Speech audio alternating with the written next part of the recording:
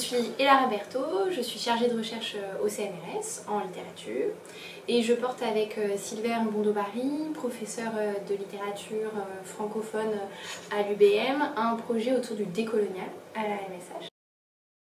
Ce projet de recherche a pour but de mieux connaître le décolonial, qui a le vent en poupe aujourd'hui dans les associations militantes antiracistes qui s'en revendiquent énormément et qui font énormément l'objet de peur, notamment au plus haut sommet de l'État où il y a eu des dénonciations d'essentialisme ou de wokisme. Loin de ces polarisations, nous on essaye de repartir des textes d'Amérique du Sud, de les lire ensemble de manière collégiale avec des chercheurs confirmés et aussi des étudiants et de voir ce qu'ils ont pu apporter et ce qu'ils pourraient apporter au débat public pour comprendre comment nos sociétés sont traversées par une colonialité qui a dépassé la phase coloniale proprement dite, avec des indépendances. Ce temps politique des indépendances qui est clos n'est en revanche pas clos dans le débat social où nos sociétés sont encore traversées par des rémanences de ce qu'est la colonialité. Nous on veut revenir aux textes, les lire ensemble, essayer de les comprendre et voir ce qu'ils peuvent nous apporter dans le débat contemporain.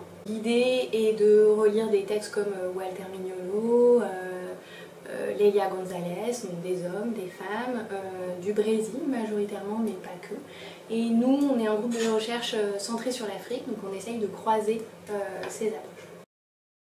Le calendrier s'élabore autour d'un séminaire mensuel de lecture autour des textes théoriques sur le décolonial.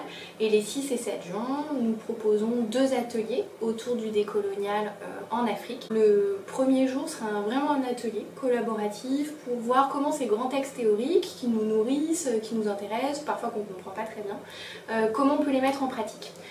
Donc il y aura un atelier de réflexion par exemple autour de l'édition, comment mieux intégrer les chercheurs en Afrique. On parlera notamment de ce qu'est l'injustice épistémique, c'est-à-dire comment les chercheurs du Nord européens sont plus édités, plus cités que les chercheurs africains et comment on peut essayer de mettre en place des structures éditoriales plus justes, plus équitables. Il y aura aussi des recherches autour de la co-construction des savoirs, de vidéos participatives par exemple, autour des travaux d'une chercheuse comme Chloé Buir. Le deuxième jour, ce sera une réflexion plus théorique pour savoir pourquoi est-ce que l'Afrique est si peu représentée dans les études décoloniales. On invitera des philosophes sénégalais notamment, qui se revendiquent ou pas du décolonial et qui viendront témoigner de comment ces recherches leur parlent ou pas. Et on essaiera de réfléchir au volet un peu plus conceptuel de ce que la colonialité peut apporter dans nos propres travaux.